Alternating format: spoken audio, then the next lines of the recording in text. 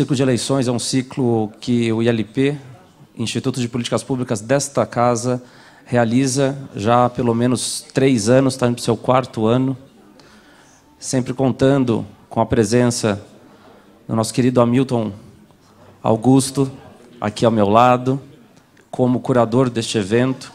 Dizer que é um prazer receber todos vocês aqui, temas relacionados ao ciclo eleitoral. Esta é a nossa primeira palestra e, obviamente, no decorrer do ano seguinte, nós teremos uma programação especial que a gente está montando, que vai abordar diversos temas relacionados ao ciclo eleitoral do município, relacionados às eleições municipais. Gostaria de agradecer a todos os presentes e todos os palestrantes aqui conosco. O professor Hamilton vai apresentá-los a todos devidamente. Agradecer a todos que nos assistem pela TV, pela rede Alesp. Nós pedimos que vocês acompanhem as nossas atividades, estejam conosco ao longo do ciclo, porque isso tem a ver com a atividade de vocês e é um prazer poder auxiliar nesse processo. Gostaria de agradecer imensamente então, ao Dr. Hamilton, que vai apresentar os nossos palestrantes hoje, sempre pelo trabalho feito em parceria com o Instituto, pela gentileza com que dedica o seu trabalho ao tema eleitoral e a preocupação que ele tem que as informações estejam disponíveis sempre de uma maneira clara, sempre de uma maneira mais aberta possível para a maior quantidade de pessoas. Então, ele sempre dedicou e dedica o seu trabalho a fazer esse trabalho aqui junto ao ELP, e a gente é muito grato por isso. Doutor Hamilton, a apresentação, então, da noite fica a seu encargo. Boa noite a todos. Primeiramente, eu quero agradecer as palavras do Vinícius, presidente do nosso Instituto Legislativo, dizer que é uma grata satisfação estar aqui mais uma vez, agradecer a parceria, a amizade e as autoridades que estão aqui presentes também, e dizer que esse ciclo ele vai dar sequência a partir de fevereiro. Então, a gente vamos soltando a programação dele de acordo com as confirmações, vai ser uma vez por semana, possivelmente numa quarta-feira, né, na parte da manhã, e o foco realmente é as eleições. E, em razão disso, a gente hoje trouxe aqui uma palestra do Dr. Valdir Nuevo Campos para falar de modo bem livre sobre a importância da justiça eleitoral para as eleições municipais. Então, sem mais delongas, eu gostaria de convidar para compor a mesa de abertura o Dr. Valdir, que já está aqui em cima com a gente, vice-presidente do Tribunal Regional Eleitoral, corregedor Regional Eleitoral de São Paulo, Dr. Dimas Ramalho, conselheiro do Tribunal de Contas do Estado de São Paulo, Marcos Vignoli, nosso secretário de Desenvolvimento Regional do Estado de São Paulo, por favor. Dr. André Lemos Jorge, diretor da Uninove, ex-desembargador regional eleitoral de São Paulo. Dr. Hélio Silveira, presidente da Comissão de Direito Eleitoral da OAB São Paulo, por favor. Cabemos aqui? Pode sentar, por favor. Porque como tem 5 lugares, a gente vai ficar... nós vamos assistir a fala inicial e gostaria de deixar a critério abertura por conta do Dr. Valdir, algumas palavras, porque depois ele vai fazer a palestra dele com a mediação do Dr. André. Então, por favor, Dr. Valdir, para o senhor dar umas boas-vindas e depois a palavra é do senhor na palestra e o senhor fica à vontade. Obrigado. Boa tarde a todos e a todas. É um prazer estar novamente aqui nesta casa e nesse instituto. Agradeço o convite do Dr. Hamilton, do Dr. Vinícius, e cumprimento a todos os componentes da mesa, todos amigos, né? Todos componentes aí do sistema jurídico, sistema político, e queria dizer o seguinte, que ações como essa, né, que busca se discutir, né, a justiça eleitoral e as eleições municipais, são extremamente importantes. Teremos aí eleições em 2020, eleições municipais, todos nós sabemos que são eleições bastante aguerridas, bastante polarizadas, num ambiente social novo, né, que inclui aí as redes sociais. Então, acho que todo o trabalho nesse sentido é importante e todos nós que trabalhamos nessa área temos o dever de colaborar e participar dessas ações para que a gente possa aí buscar os caminhos adequados para um maior grau de legitimidade do processo político eleitoral. Então, meus cumprimentos aos organizadores do evento.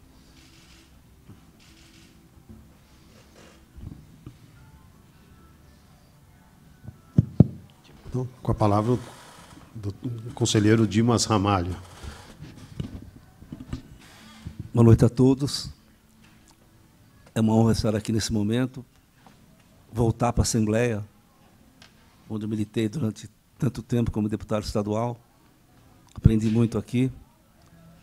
Saudar o palestrante da noite, Dr. Valdir Nuevo Campos, que é vice-presidente, corregedor do TRE, querido amigo, uma pessoa, um desembargador realmente que tem uma formação bastante ampla do direito eleitoral, tem feito uma história no TRE, e com o qual nós temos tido uma relação muito boa na parceria do TCE com o TRE. Saudar aqui o doutor Guilherme, que foi juiz eleitoral, o doutor André Jorge foi juiz eleitoral, professor, coordenador do curso de mestrado da Uninove, o doutor André, família inteira é do Ministério Público, viu, desembargador. E ele seguiu a carreira de advogado com brilhantismo, com certeza a experiência que ele teve no TRE e na advocacia eleitoral vai brilhantar muito esse evento. Saudar aqui o secretário Marco Vignoli, que eu conheço há muitos anos, sou amigo do pai do Marco Vignoli, fui deputado com o pai dele aqui, jovem deputado, secretário, e que dá um conteúdo importante para esse momento que nós estamos vivendo aqui. Eu que vi você a vida inteira, Marco, prazer tê-lo aqui nessa mesa, agora como secretário, como liderança incontestável do nosso Estado de São Paulo. Saudar a OAB, através do doutor Hélio, que representa aqui. A OAB é fundamental em todos os debates democráticos, eleitorais, a importância da OAB, o respeito que nós temos é muito importante. Sou filho de um advogado que advogou durante 50 anos, então aprendi desde sempre a respeitar todas as autoridades, judiciário, Ministério Público, polícia, mas fundamentalmente procurador, é a OAB, né? Saudar aqui, doutor Hamilton, obrigado pelo convite do Instituto. Estar aqui nesse momento é contribuir, doutor Hamilton, para a cidadania. Veja, esse debate, esse ciclo que se inicia hoje, sendo transmitido, gravado, muitas pessoas aprenderão a não errar. Porque, fundamentalmente, o que nós desejamos é que a vontade popular possa ser manifestada de maneira livre, independente, respeitando a lei e as oportunidades. Todo o poder emana do povo. Primeiro mandamento constitucional. Agora, para isso tem regra. O mundo mudou. Quem não entender que as novas eleições serão diferentes, não vai dar certo. Mudou tudo. Forma de comunicação. Eu me lembro, quando disputei a primeira eleição, tinha boca de urna, tinha camiseta, tinha boné, tinha brinde. Que bom que não tem mais. Porque era uma coisa desigual, né? Recentemente, doutor Valdir Nuevo, eu estava em Araraquara andando, viu, André? Encontrei na farmácia um senhor com um boné meu, quando fui deputado estadual. Novinho. Dimas Ramalho. Pô, falei, meu Deus, agora achei um boné, então, porque eu nunca vi um boné na minha vida. Outros milhares. Na realidade, nós temos que dar prevalência para ideias. E, sobretudo, respeitar a lei e as instituições. Eu sou uma pessoa que foi criado no signo da democracia. O que vale é voto. Quem faz lei é o deputado, é o vereador, é o senador. Essa é a grande questão. Eu pertenço a uma instituição, o Tribunal de Contas, que todo mundo conhece, que hoje trabalha muito com o TRE, com os juízes. Por quê? Porque as contas dos gestores públicos, prefeitos, ordenadores de despesas, passam pelo Tribunal de Contas. Só que nós não julgamos as contas na questão eleitoral. Isso é com o TRE. Esse limite Como é que se resolve? Ajudando o TRE a entender nossos julgamentos, os motivos. Então, para terminar, dizer que nós devemos cada vez mais nos especializarmos, estudarmos, para que a vontade popular seja respeitada. A democracia é um bem indispensável no nosso país. E democracia se faz com voto. E voto tem que ser feito de acordo com a lei. E liberdade, oportunidade e igualdade para todos. É um bom estar aqui. Muito obrigado. Com certeza aprenderemos muito hoje com a palestra.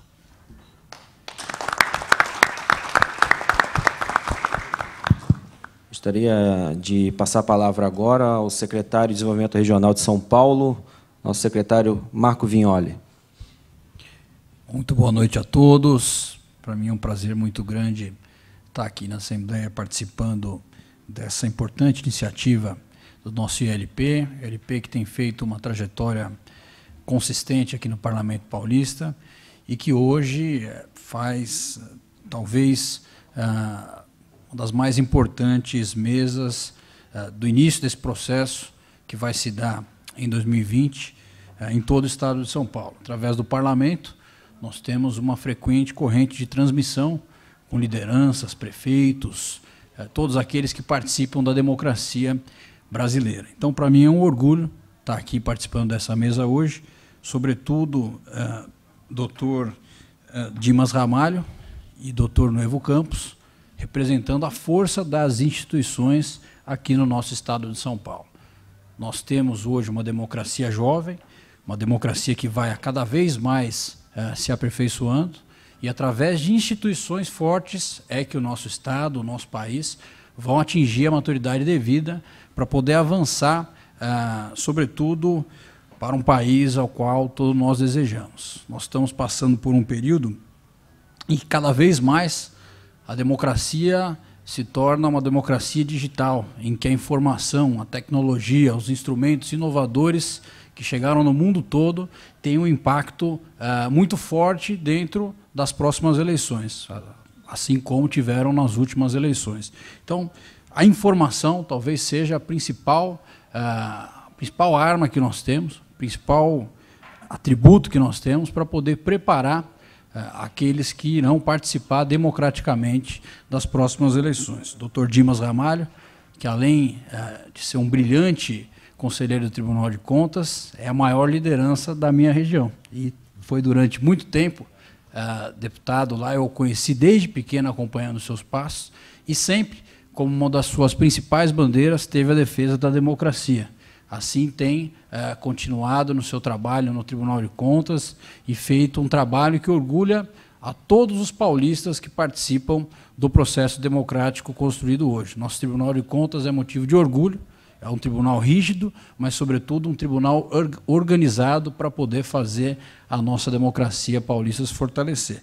Nosso Tribunal Regional Eleitoral, da mesma forma, doutor Nuevo Campos, assim como doutor André Lemos fez no seu período como desembargador do Tribunal Regional Eleitoral do Estado de São Paulo. É um tribunal duro, mas um tribunal que, sobretudo, constrói aqui no Estado de São Paulo uma democracia forte e que pôde, nos últimos anos como um todo, transformar o Estado de São Paulo e as suas disputas eleitorais em um reduto seguro e de seriedade para os agentes públicos.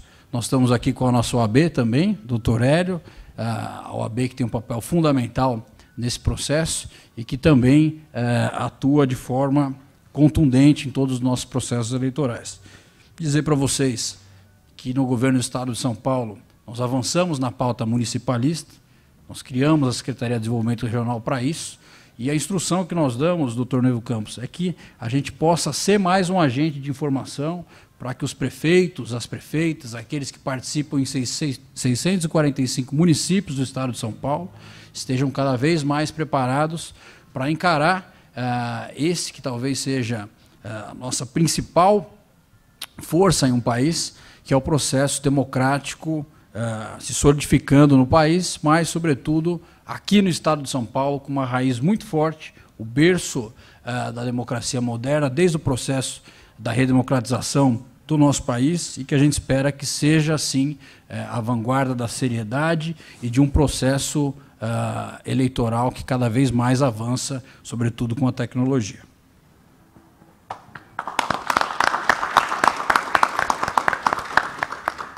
Eu gostaria de, primeiramente, registrar a presença do nosso colega de profissão, Orlando Paixão, presidente da Comissão de Relação com a Câmara Municipal, da OAB também, e passar a palavra para o doutor Hélio Silveira, agora representando a Comissão de Direito Eleitoral da OAB São Paulo.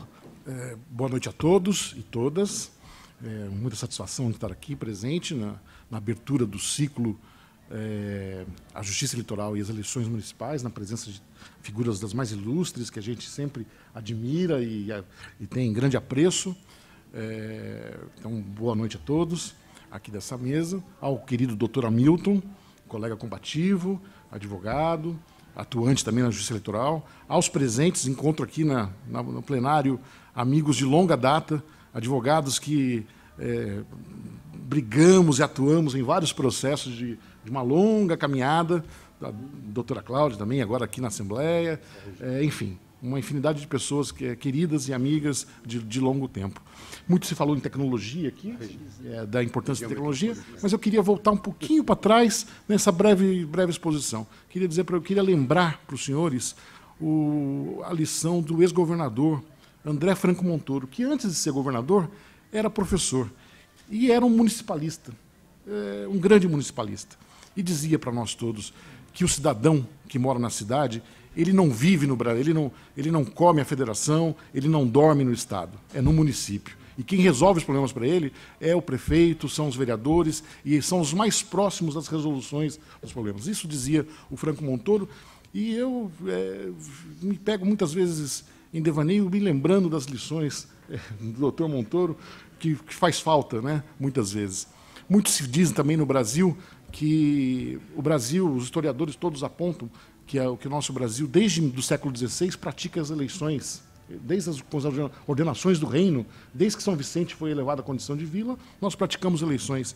Eu queria dizer até que estudos comprovam que até antes se pratica eleição no Brasil. Porque havia um líder indígena, e eu comentava há pouco, que chamava Morubixaba, que era uma espécie do cacique. E esse Morubixaba, se ele não tivesse uma liderança convincente perante sua tribo, ele era destituído do poder, ele era trocado. De tempos em tempos, se ele não soubesse onde plantar, onde colher, onde indicar, ele ia embora. Eles falavam, esse aqui não está servindo mais, vamos escolher outros. E é assim que funciona a democracia, e é assim que é a oportunidade desse ciclo, do entendimento do que é a justiça eleitoral, da construção do que foi a justiça eleitoral, até da falta que faz a justiça eleitoral em alguns países, né? E nós temos, mais uma vez, eleições municipais, que são as mais importantes, lembrando de novo a lição do doutor Franco Montoro, e é com isso que eu encerro aqui minha breve explanação, desejando a todos um excelente ciclo e uma excelente exposição, doutor Valdir Nuevo Campos. Muito obrigado.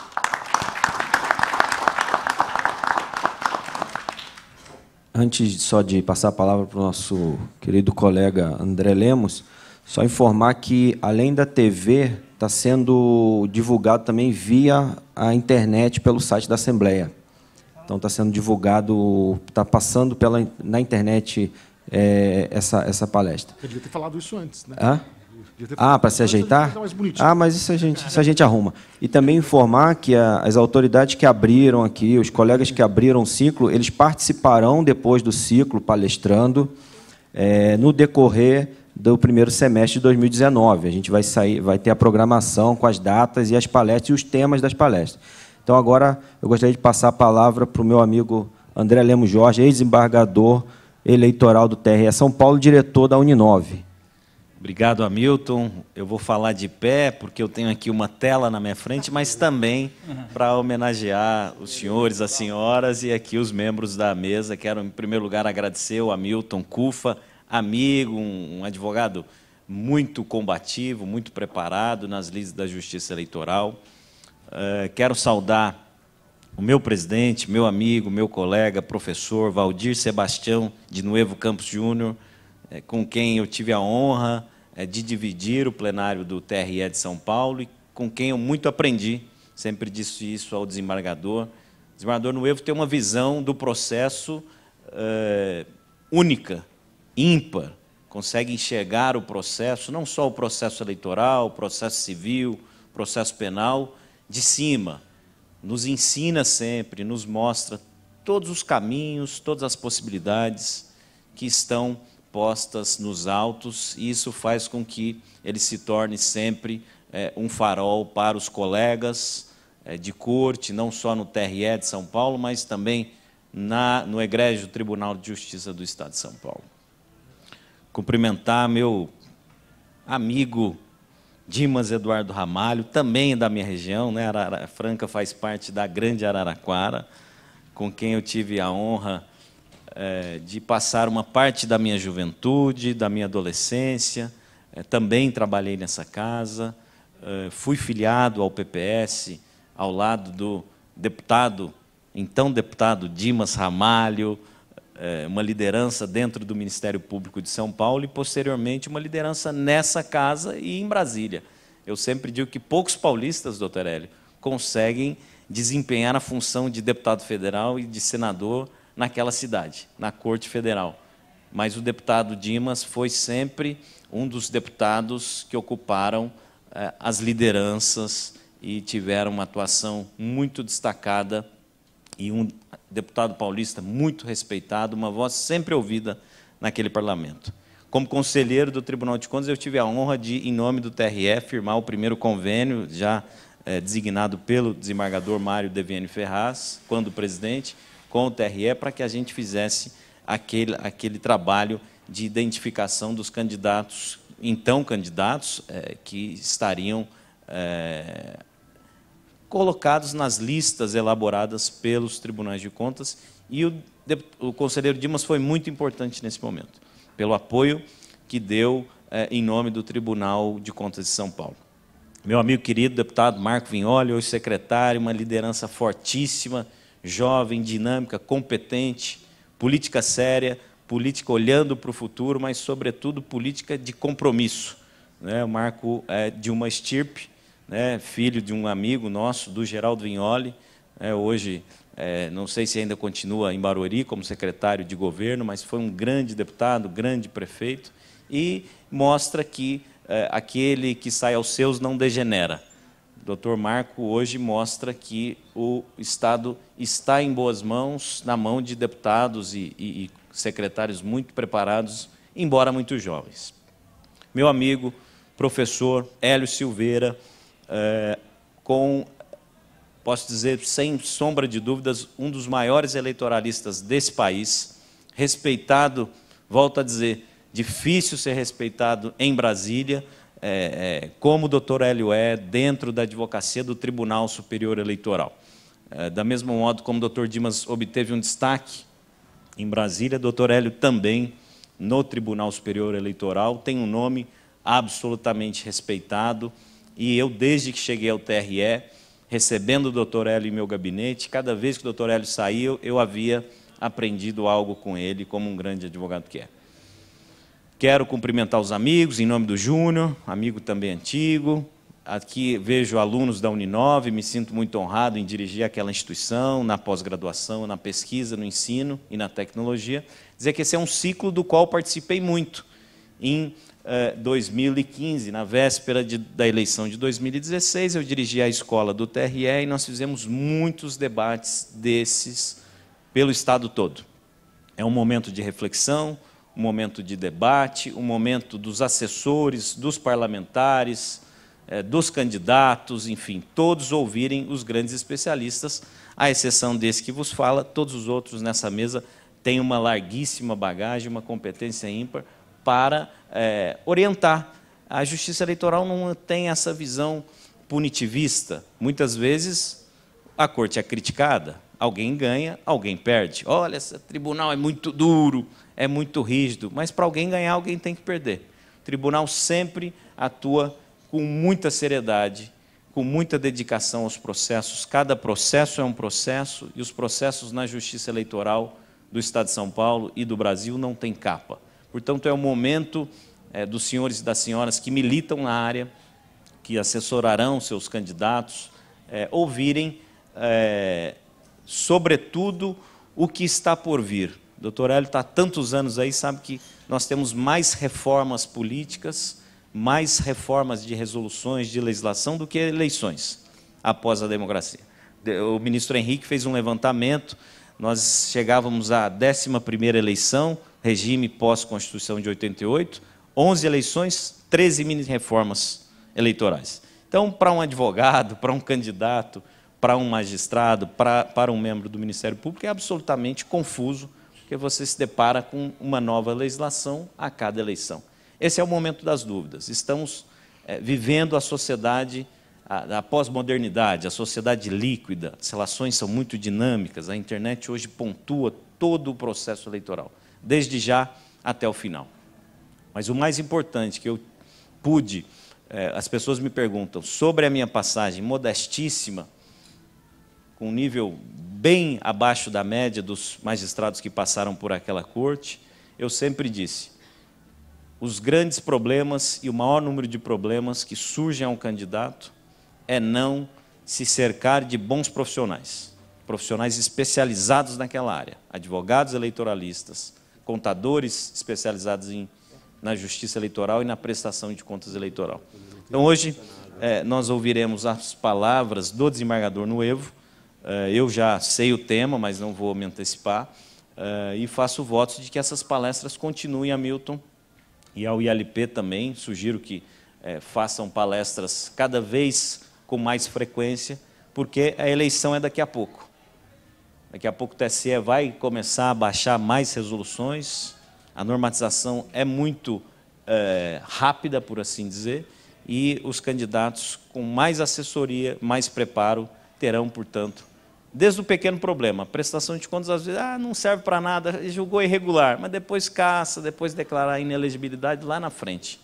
Então, é bom começar de uma maneira correta para que o seu candidato eleito, enfim, ou não, mesmo não eleito nesse pleito, mas que pode vir a ser candidato em outro, tenha lá não só a ficha limpa, Tribunal de Contas, Tribunal de Justiça, TRF, mas, sobretudo, também tenha perante a Justiça Eleitoral, reúna perante a Justiça Eleitoral todas as condições de elegibilidade. Essa era a minha breve exposição. Passo a palavra já ao desembargador Nuevo, desfazemos a mesa, Hamilton.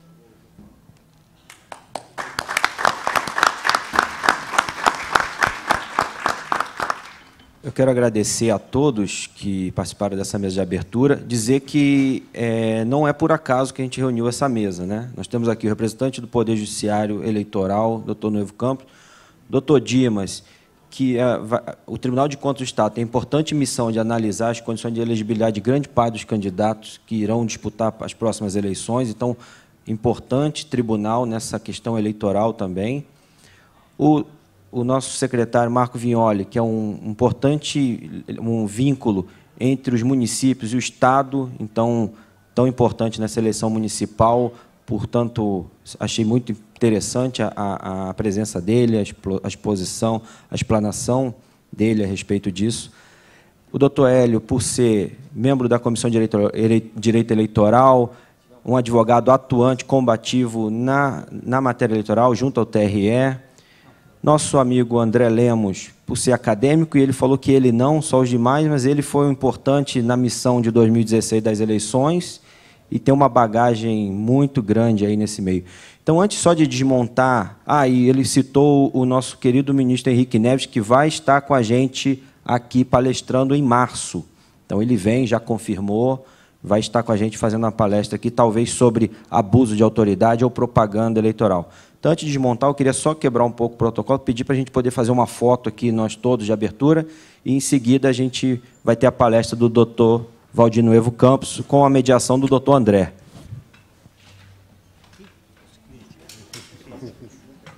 Crítica não, só coisa boa. Viu?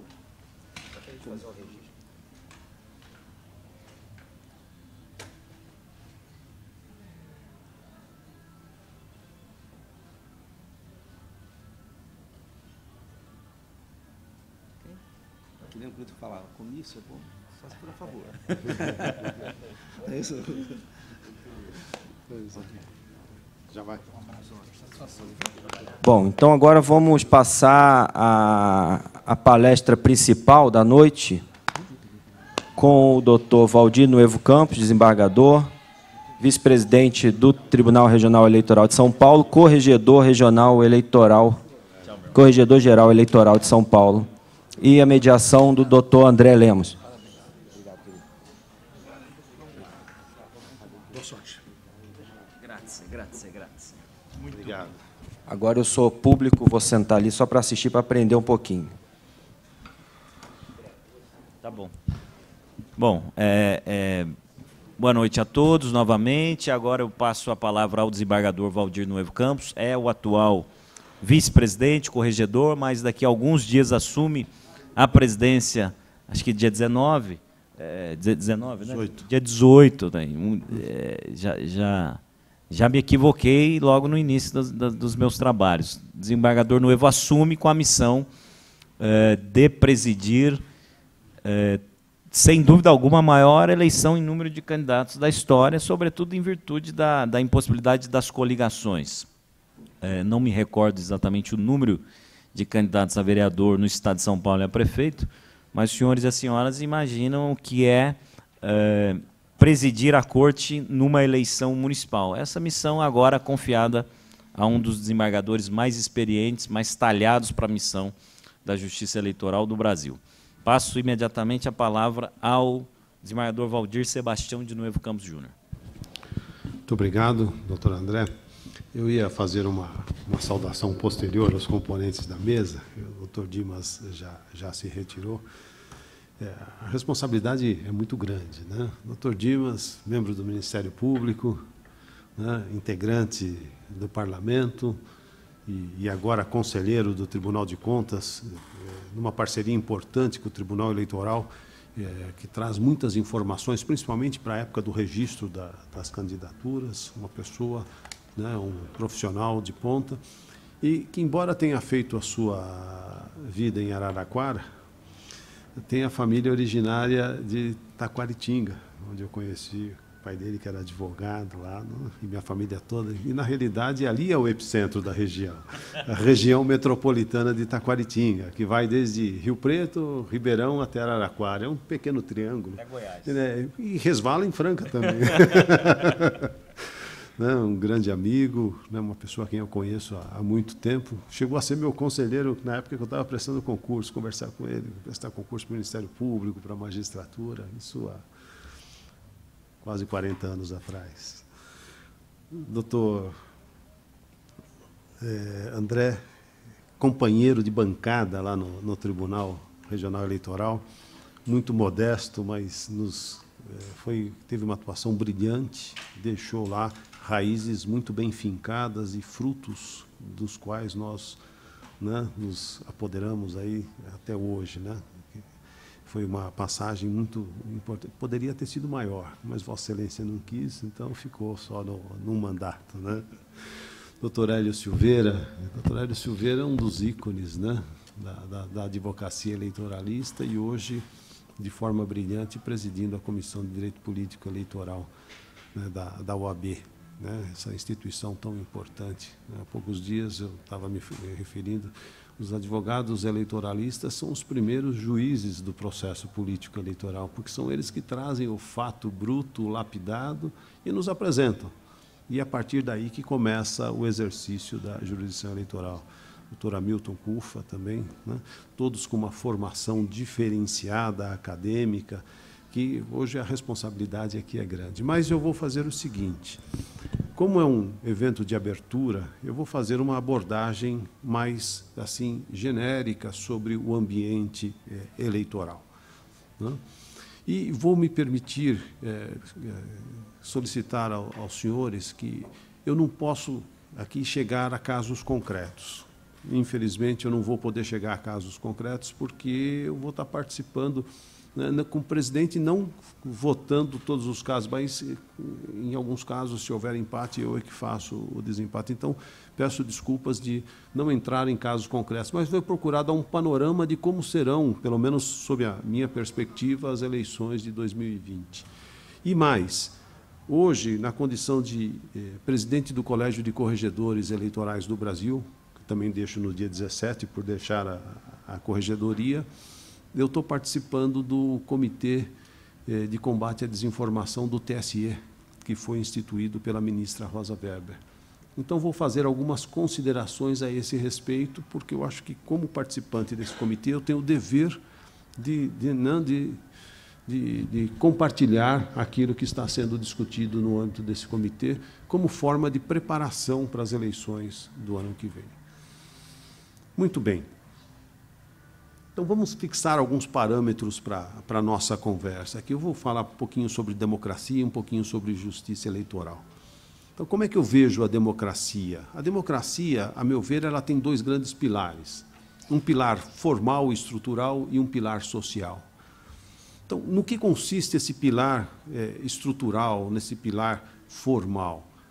A legislação, que já foi referida aqui, que vem tanto do Congresso Nacional, como vem complementada pelo poder normativo do TSE.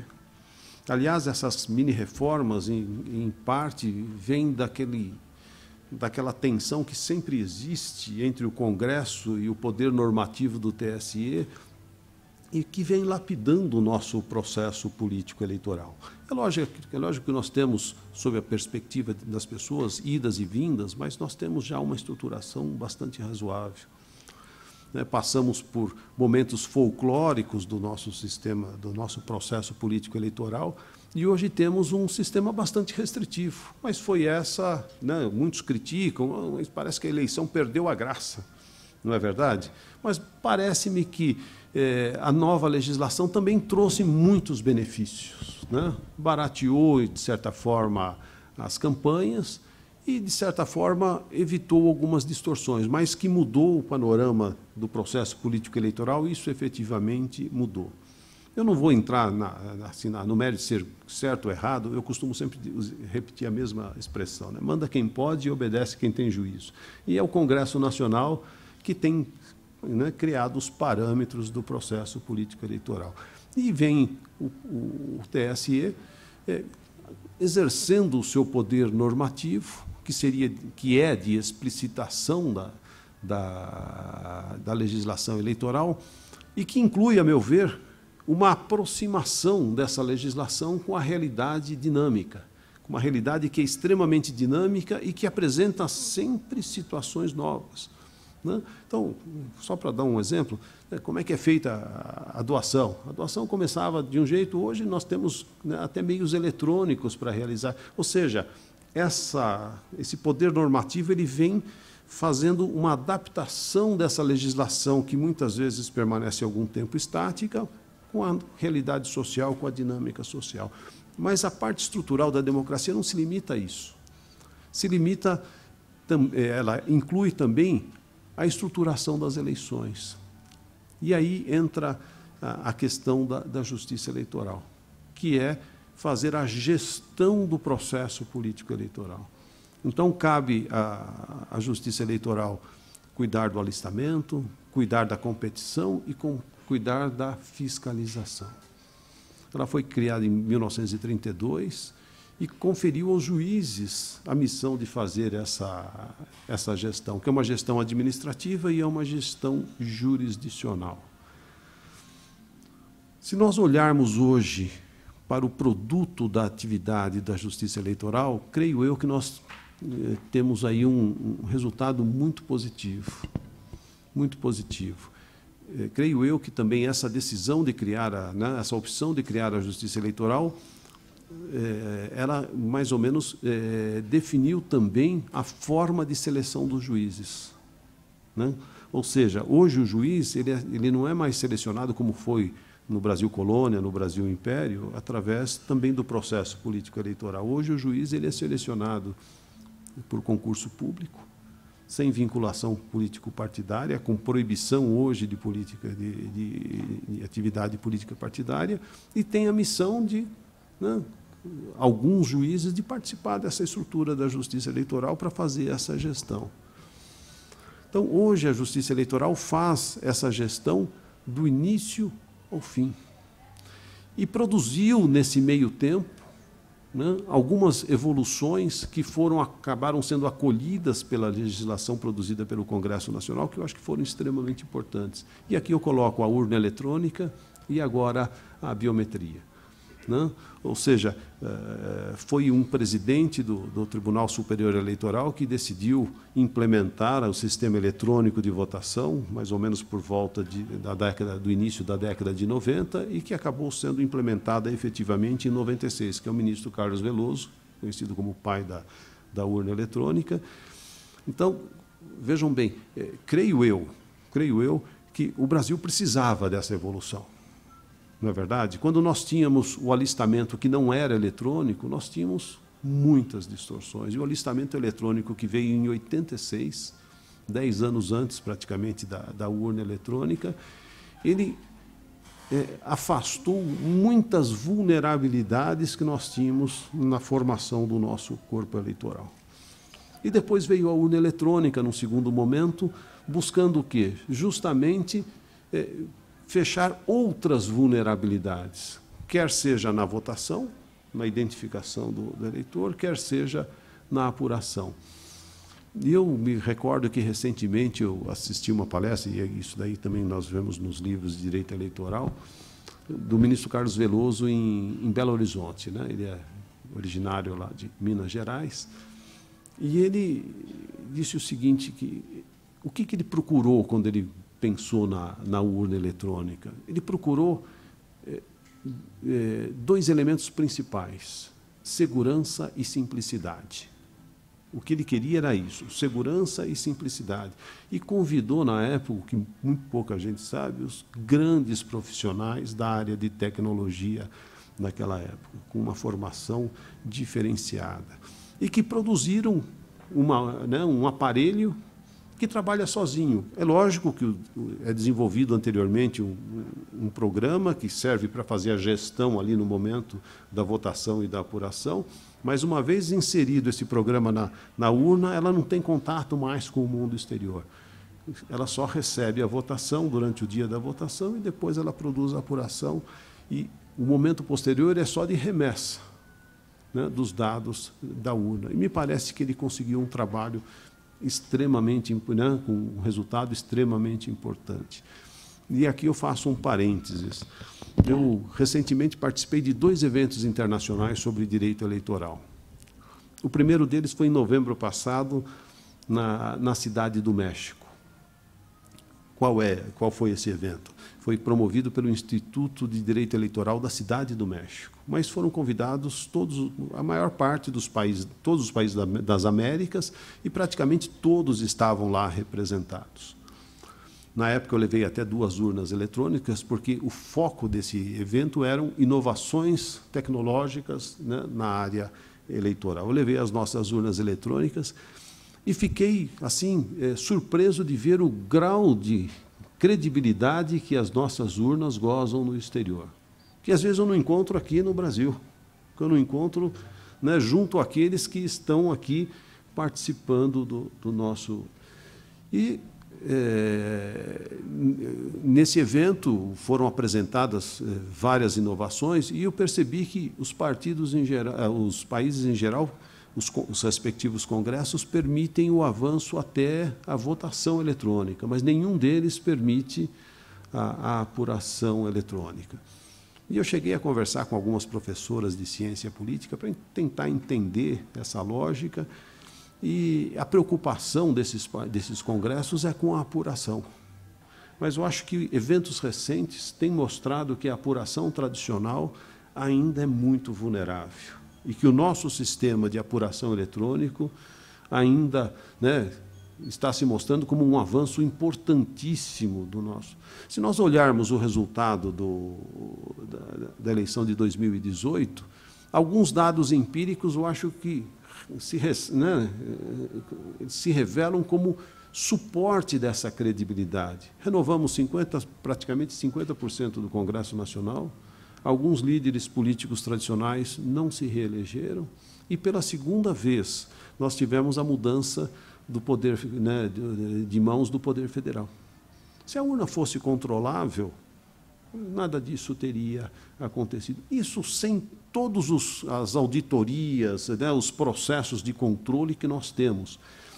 Eu costumo dizer que até mesmo membros do Poder Judiciário que exercem a jurisdição eleitoral não conhecem esses sistemas de controle. E, por vezes, quando têm um contato com as respectivas comunidades, encontram dificuldade até de defender essa segurança. Talvez seja até uma questão de haver uma divulgação maior disso. Não sei se os senhores já ouviram falar aqui na apuração paralela. Então, falei dos dados empíricos da eleição. A apuração paralela é uma apuração, é um tipo de apuração que me parece traz para nós elementos importantíssimos sobre a segurança da urna. Não sei se todos conhecem, mas eu vou aqui dar umas pinceladas rápidas de como funciona. Na véspera da eleição, com um globinho daqueles de jogar loto, né? São sorteadas 5 urnas no Estado, 3 do interior, 2 do Grande São Paulo e 1 da capital. Essas urnas são trazidas imediatamente para São Paulo e esse sorteio é feito com ampla divulgação, participação da OAB, dos partidos políticos, do Ministério Público, da imprensa. Né? Trazemos essas urnas para São Paulo. São chamadas crianças, normalmente, para fazer a votação. Então, em cada urna são distribuídas para as crianças cédulas mais ou menos no número do comparecimento histórico em cada uma dessas urnas. As crianças recebem a relação dos candidatos e votam livremente. Quantas vezes quiserem, até completar aquele número de cédulas. Essas cédulas são guardadas numa urna de lona, são lacrados com a presença de todos. E aí, no dia seguinte, no dia da eleição, são montados 5 locais lá no tribunal, e que representam como se fossem 5 locais de votação. E nesse local, com a participação de todo mundo de novo, e tínhamos até a auditoria do TSE, e chegamos a ter até a auditoria do Ministério Público Federal, e tudo gravado, som e imagem, com gravação de som e imagem. Aquelas urnas são abertas e aqueles votos são digitados nas urnas por funcionários da Justiça Eleitoral. Funcionários treinados para isso. E antes de digitar, ele é obrigado a mostrar o voto para a câmera, para que haja a gravação da imagem, ele é obrigado a dizer qual é o número que ele vai digitar e depois ele digita. No ano passado, não tivemos nenhuma discrepância. Chegou no final, foi dado o comando, a urna se autoapurou, foi feita a contagem dos votos, perfeito. Em 2016, fui eu que presidia a apuração paralela. E deu uma incoincidência, um voto. E aí nós resgatamos o filme. Né? Fomos lá procurar. Isso nós fazemos na frente de todo mundo. Né? E achamos. O funcionário mostrou, leu certo e digitou errado. Né? Então, foi um erro na digitação. Ou seja, por todos esses motivos, parece-me que o sistema eletrônico é um sistema que hoje goza de alta segurança e deveria gozar de alta credibilidade.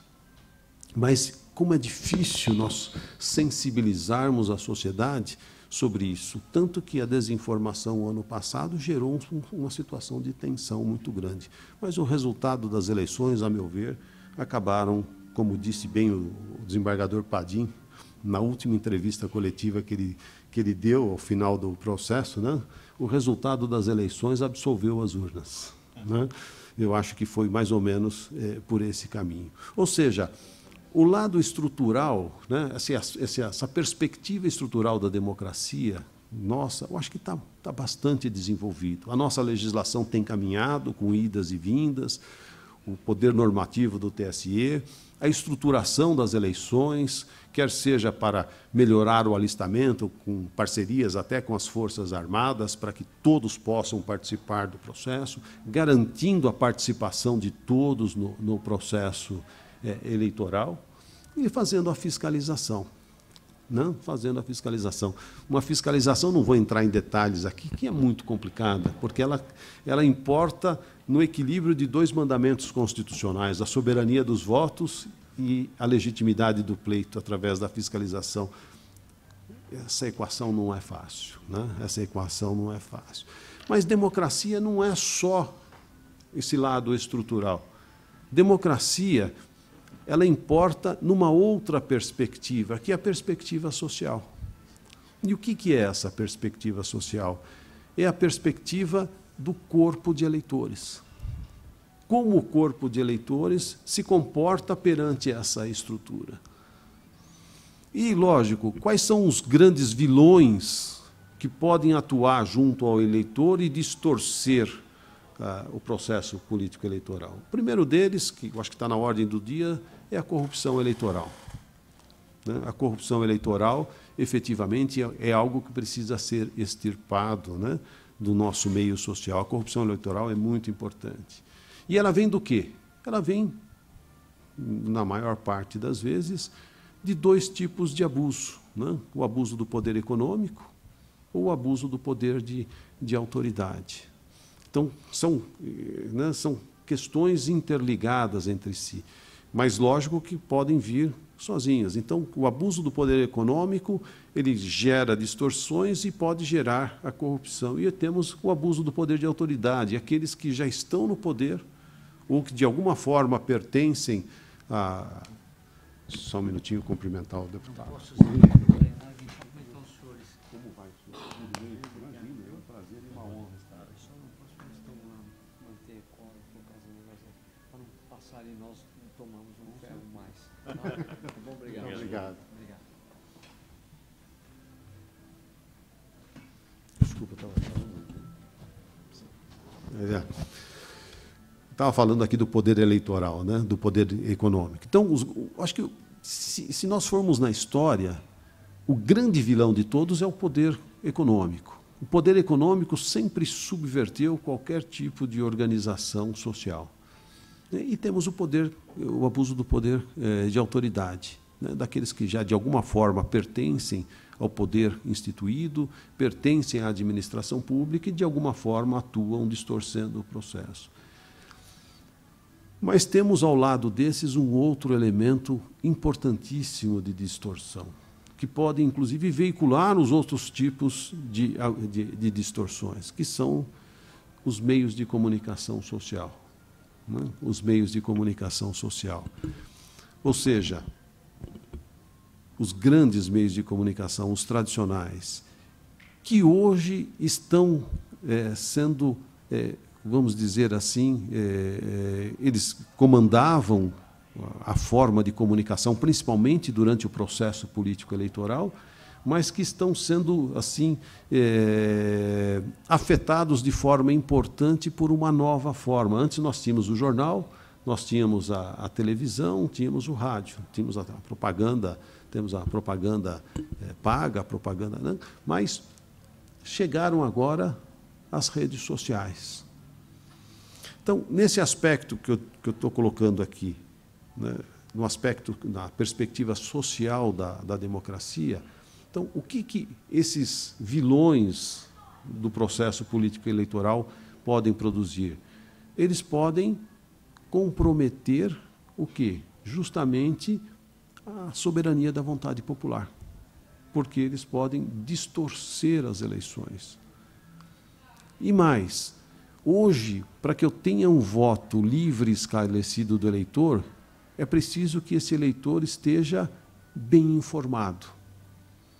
Então, além de tentar evitar o abuso do poder econômico, o abuso do poder de autoridade, o uso abusivo dos tradicionais meios de comunicação social, né, que podem estar inseridos nesses outros tipos de abuso econômico e de autoridade, eu tenho também os meios de comunicação social, né, atuando de forma importante, hoje, através também das redes sociais. Então, chegaram as redes sociais. Alguns anos atrás, chegaram as redes sociais. E eu costumo dizer o seguinte, o eleitor, para poder se comportar adequadamente, ele precisa de informação, mas precisa de informação de qualidade.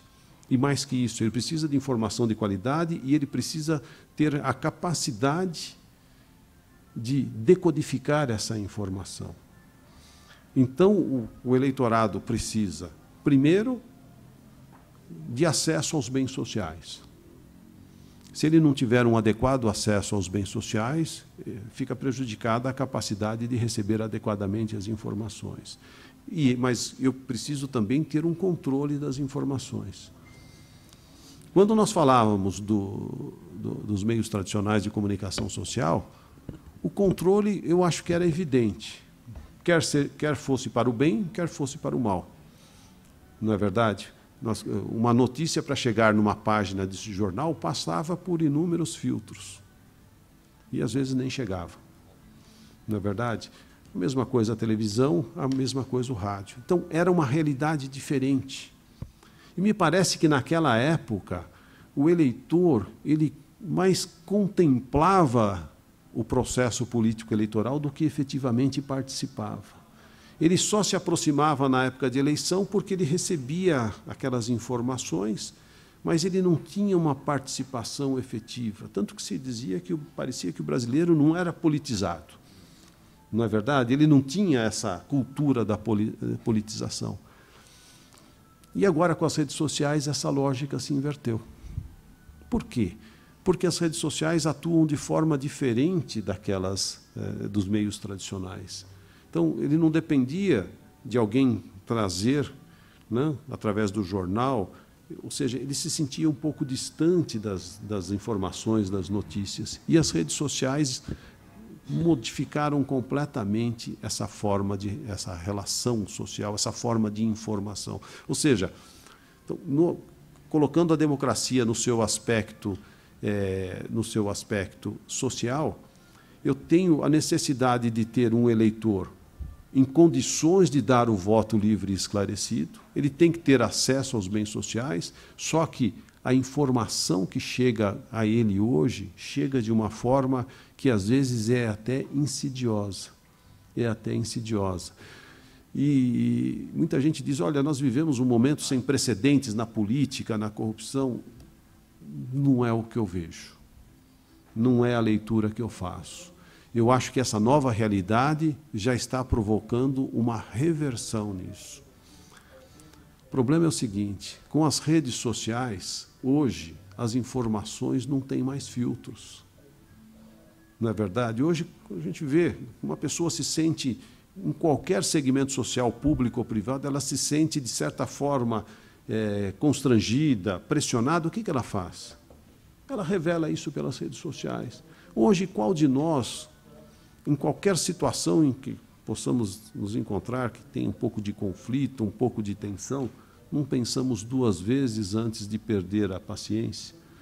Não é verdade? Nos controlamos mais. Hoje, os celulares estão aí, não é verdade? Eu estou falando aqui, quantos não estão aqui gravando o que eu estou falando?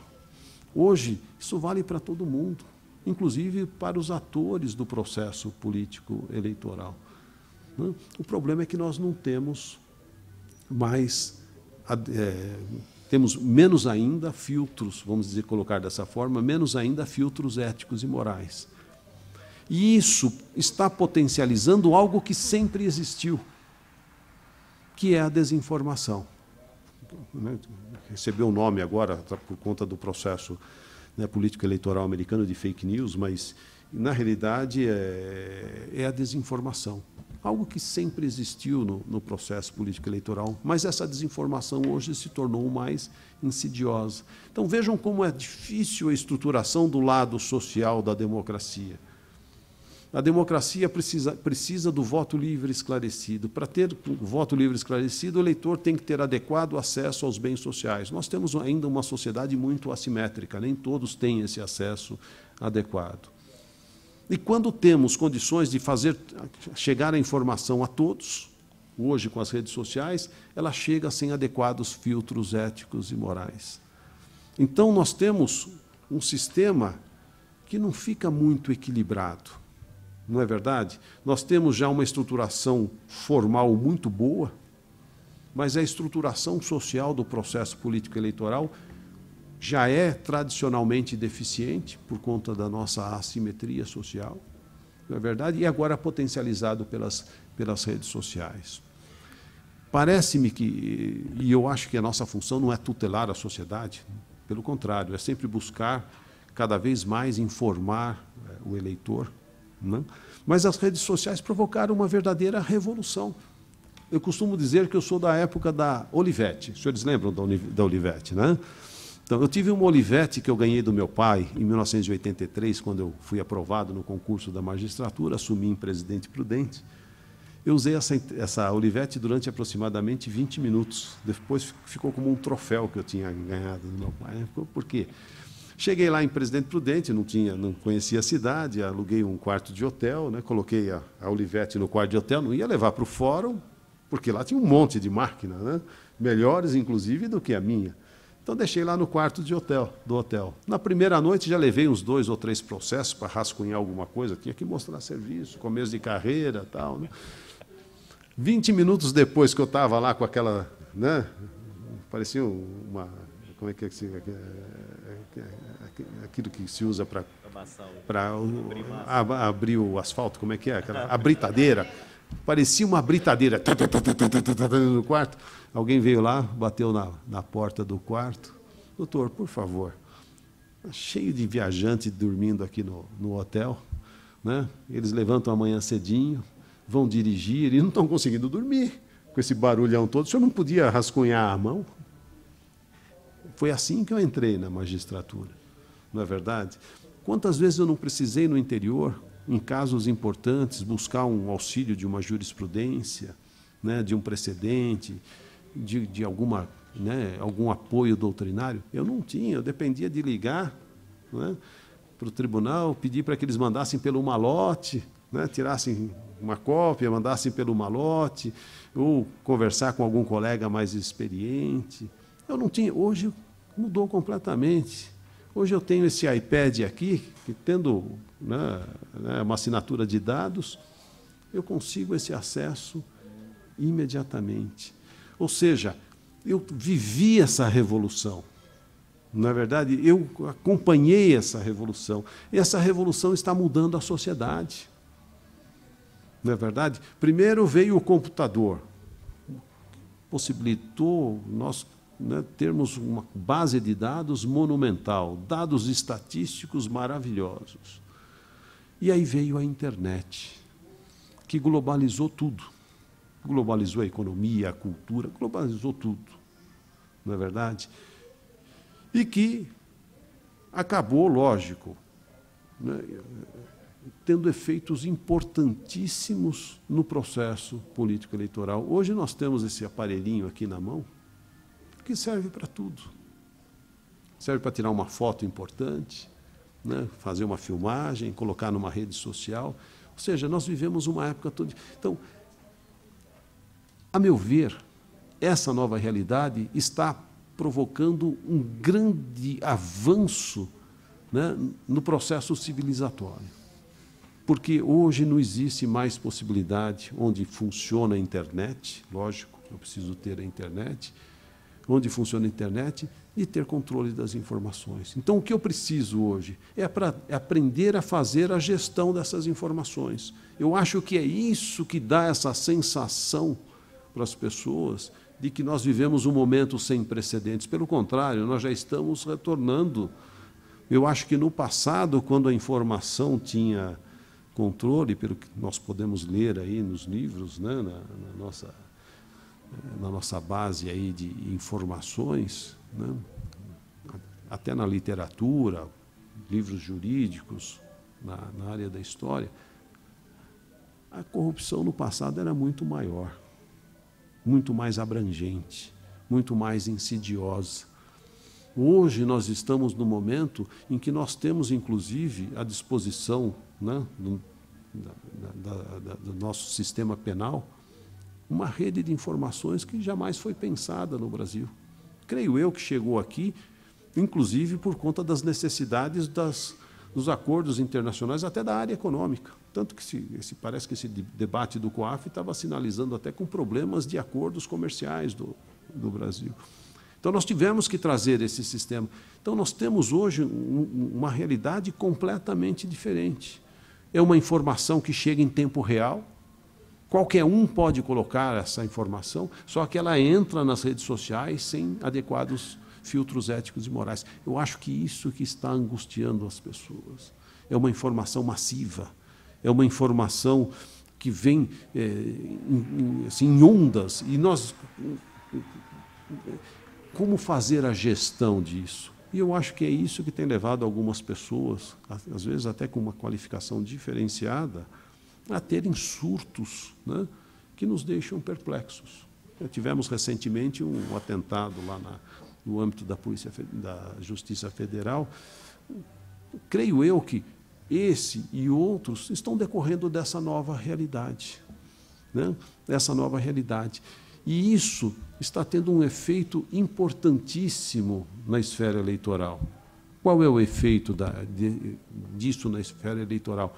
A sociedade que assistia o processo político eleitoral um pouco à distância, contemplava, passou a participar, porque através das redes sociais ela pode colocar as suas opiniões, ela pode trocar opiniões, trocar informações, e aquela polarização que existia de maneira muito intensa entre os atores do processo político eleitoral parece que migrou para a sociedade. E a sociedade se sente hoje pertencente do processo político eleitoral. Quem, o ano passado, não teve algum tipo de problema no seu grupo de WhatsApp da família, no seu grupo de WhatsApp entre amigos, porque cada um tem uma perspectiva diferente do processo político eleitoral, cada um postava algo diferente, e isso começou a angustiar as pessoas, a acirrar os ânimos. E eu acho que essa nova realidade projeta algo sério para as próximas eleições, que são municipais. Né? E é isso dentro dessa perspectiva social da democracia. Então, na perspectiva estrutural, nós temos uma legislação já bastante evoluída, a Justiça Eleitoral fazendo a gestão e trazendo inovações tecnológicas em conjunto com o Congresso Nacional, que tem elevado o grau de legitimidade do nosso processo de votação e apuração, só que na esfera social ainda nós encontramos alguns problemas para obter o voto livre e esclarecido. E hoje a desinformação é extremamente importante. As redes sociais, a meu ver, e isso daí alguns especialistas dizem isso, elas provocam uma falsa sensação de privacidade. Eu posso perguntar aqui, quem é que não tem Facebook? Quem é que não tem rede social? Alguns podem não ter, optaram por não ter, mas estão fora da praça digital. Então, aquele que não tem o Facebook, e alguém chega, puxa, você estava naquele casamento, você estava naquela solenidade, puxa, como é que você sabe? Eu não postei nada. Não, mas um amigo seu postou e está lá a fotografia de todos ali, participando. Né? Uma mulher chega para mim, mas que vestido bonito você estava lá naquele casamento. A minha esposa, que é juíza, resolveu fazer um perfil fake. Lógico, para acompanhar os filhos, né? Não durou 24 horas. Não durou 24 horas. Eu tenho uma filha que é um terror nessa área. No dia seguinte, ela falou, mãe, que perfil fake legal, que nome legal que você colocou lá. Para que você fez isso? Saia justa. Né? E ela escorregou para cá, escorregou para lá, e lógico que a minha filha percebeu qual era a finalidade principal disso. Todos nós estamos nessa... E isso compromete, isso daí leva a um problema sério. Então, o juiz hoje, ele tem que ter postura adequada perante as redes sociais, porque dependendo do que ele postar, ele compromete a sua isenção. O político precisa ter uma postura adequada, porque dependendo do que ele postar nas redes sociais, ele pode ser responsabilizado por aquilo durante o processo eleitoral. Não é verdade? Hoje, a legislação considera crime e ilícito eleitoral também a divulgação de fatos inverídicos. Tivemos uma modificação recente na legislação. Ou seja, hoje nós precisamos cuidar de forma importante dessa realidade. Tanto que eu tenho conversado com os juízes eleitorais para a preparação para as próximas eleições e pedindo que eles conversem com a comunidade. É preciso que as pessoas estejam preparadas para fazer essa decodificação. Né? Separar o joio do trigo. Hoje, nós não podemos ficar numa postura de contemplação. Nós temos que ter, a Justiça Eleitoral tem essa missão, e nós estamos procurando fazer com que a Justiça Eleitoral cumpra essa missão de esclarecer a sociedade. Então, eu sempre peço 3 coisas aos juízes eleitorais. Uma postura adequada, como todos nós devemos ter perante as redes sociais, que eles conversem com a sociedade para alertar a sociedade. Existem alguns esqueminhas na internet que a gente... Né, fato ou boato, os senhores já devem ter visto isso. Né, fato ou boato. Então, não acreditem em tudo. Não é possível que a gente possa trabalhar dessa forma. Né? Se é só uma pessoa que está falando daquilo, desconfie. Se é algo que a gente gosta muito... Porque hoje... eu ouvi um engenheiro falando sobre a internet, um engenheiro extremamente qualificado nessa área. Os algoritmos permitem, né, a elaboração de perfis de cada um de nós que consultamos a internet. Cada vez que a gente entra, esse perfil vai sendo atualizado e vai sendo lapidado. Ele garantiu que hoje o Facebook tem condições de saber se aquele que está fazendo a consulta na internet está de bom ou mau humor. Porque se tiver de mau humor, ele não vai veicular determinado tipo de publicidade. Não é verdade? Mas se tiver de bom humor, ele vai acabar recebendo, porque se ele tiver de mau humor, ele vai acabar repudiando aquela publicidade. Isso é uma verdade. Não é verdade? Eu assisti um filme, um documentário recentemente, e recomendo a todos, que se chama Identidade Hackeada, se eu não me engano. Privacidade Hackeada. Não sei se alguém aqui assistiu, pelo jeito. Fala do processo eleitoral americano, fala do Brexit, lá da Grã-Bretanha, e, salvo engano, e agora eu não lembro de que país que eles falavam, mas teve um país que contratou uma dessas empresas, eu acho que foi da África, eu acho que foi um país da África, em que se criou, através do estudo dos perfis da oposição, uma ação de não votar em protesto.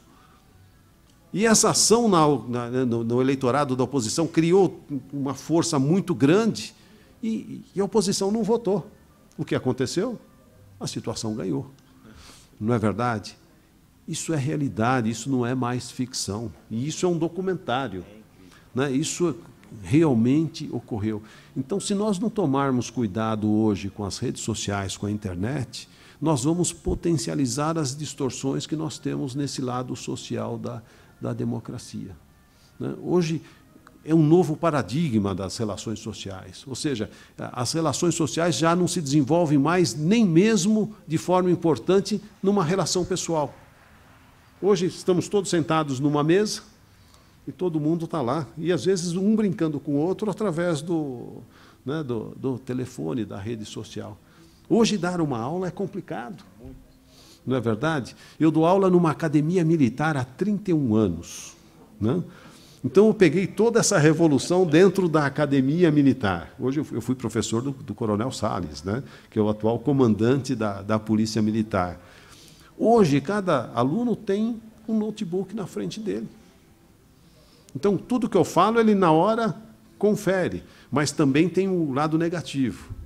Né? Ele pode estar numa rede social, ele pode estar, na verdade, completamente fora, né, do ambiente da aula. Ou seja, nós vivemos hoje um momento completamente diferente. E, senhores, esse é um risco muito grande.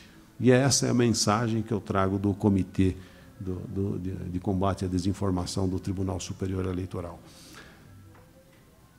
E é um risco tão grande que nós temos, e todos aqui devem conhecer, inúmeras entidades, né, públicas e privadas, trabalhando com isso, preocupadas com isso, alertando a população para isso. E hoje, eu pude ver no recente evento que teve no mês passado também no México, mas aí foi mundial, né, sobre direito eleitoral, é um problema geral. Esse documentário prova, é um problema geral. E todos estão preocupados. E como existe um receio muito grande, né, de uma normatização muito pesada, creio que também por esse motivo, e pelo que já ocorreu na eleição passada e na eleição retrasada, As redes sociais, eu acho que estão muito mais próximas e permeáveis a alternativas que buscam também minimizar os efeitos da desinformação. Já praticamente todas elas celebraram lá um termo de cooperação com o TSE, e todas elas estão desenvolvendo algumas ações que serão reveladas agora, né, no final deste ano e no início do ano que vem, né, com a finalidade de buscar também colaborar com a minimização dessa questão das fake news, da desinformação. É muito importante que a gente tenha consciência de que também tem uma boa parcela da sociedade preocupada com isso e trabalhando com isso. E o TSE está trabalhando em parceria, inclusive, com as redes sociais. E hoje existe uma preocupação muito grande, porque é possível até se falar em responsabilização, em alguma medida, das próprias redes sociais, né, por conta de eventuais efeitos que tenham, né, no desenvolver do processo político eleitoral. Né? Ou seja, nós estamos vivendo uma nova realidade que precisa da atenção de todos. E eu jamais poderia passar por aqui, né, e deixar de pedir a cada um dos senhores que faça algum tipo de reprodução, se é que eu conseguir sensibilizá-los a respeito do poder das fake news, do poder da desinformação. Né? Então, imaginem o ano que vem, eleições municipais que já são extremamente polarizadas, num ambiente em que hoje as pessoas não mais contemplam a política, mas participam através das redes sociais, a desinformação, né, sendo, né, fluindo de uma maneira quase que impossível de ser controlada. Eu costumo, nessas abordagens que eu faço, é que hoje eu não avisei com antecedência e não tinha aqui, mostrar um filme, um pequeno vídeo, que os senhores encontram na internet, e aqueles que não viram, por favor, procurem e assistam. Aliás, a primeira pessoa que me falou desse vídeo foi o Dr. Hélio. Dr. Hélio, eu uso esse vídeo até hoje, né? Eu uso esse vídeo até hoje, que trata da Fernanda Gentil, né? A Fernanda Gentil lá é a protagonista principal desse vídeo, em que ela procura mostrar, né, através de uma simulação que eles fizeram lá com o poder da desinformação. E no meio desse vídeo é projetada uma entrevista com a Yasmin. Quem é a Yasmin? É a filha daquela senhora do Guarujá que foi morta porque foi confundida com uma mulher que estaria sequestrando crianças. Quando, na realidade, esse fato era completamente inverídico, segundo ela relata nesse depoimento que ela dá durante esse vídeo.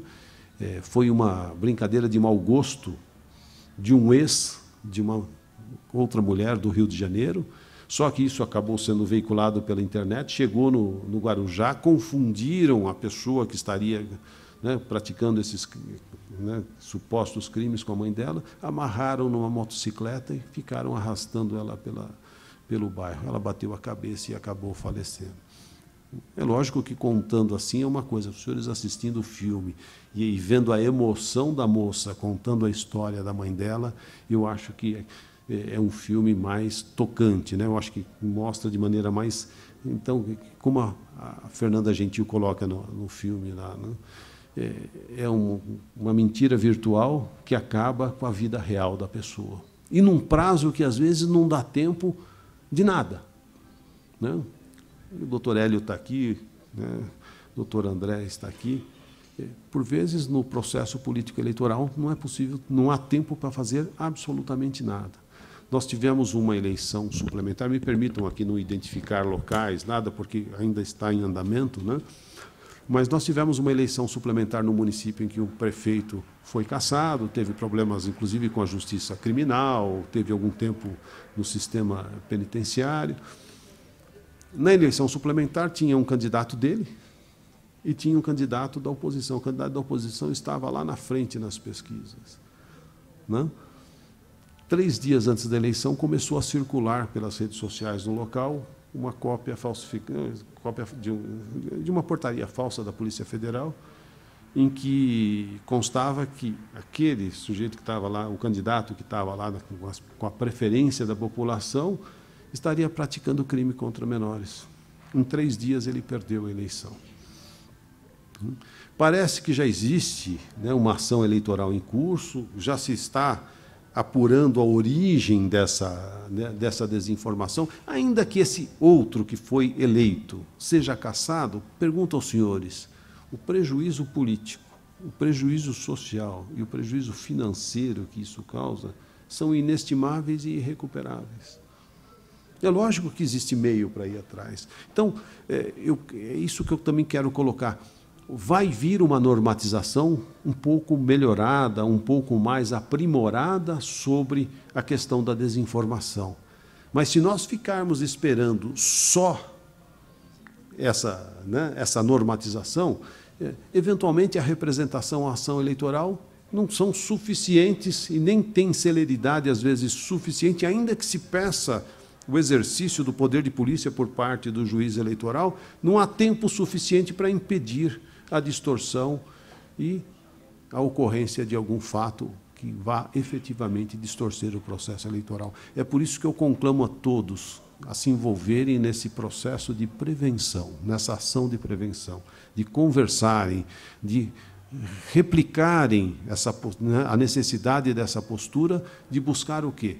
Buscar alertar as pessoas, né, sobre a insidiosidade da desinformação. Eu acho que a soma dessas duas providências é que poderá minimizar eventuais problemas, né, nas eleições. Eu fico com medo até de uma polarização que possa levar até a violência física.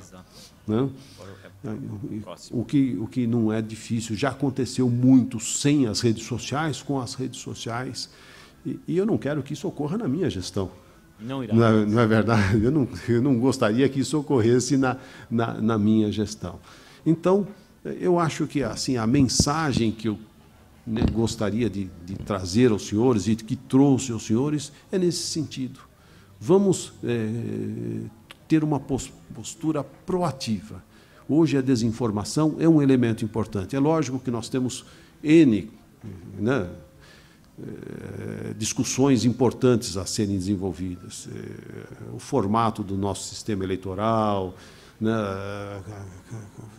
financiamento da campanha, participação da mulher no processo político eleitoral. Nós temos N questões a serem discutidas, equacionadas, a democracia interna dos partidos, né, uma questão tão complicada, mas aqui eu preferi focar na questão da desinformação. Até porque, participando desse comitê, eu me vi no dever de compartilhar essa preocupação com os senhores e dizer, olha, muitas providências estão sendo tomadas, mas nós não podemos ficar esperando que uma legislação, um regramento restritivo venha e resolva o problema. Se nós não tivermos uma postura proativa de buscar o esclarecimento da sociedade a respeito dessa questão, nós teremos problemas, né, nas eleições do ano que vem.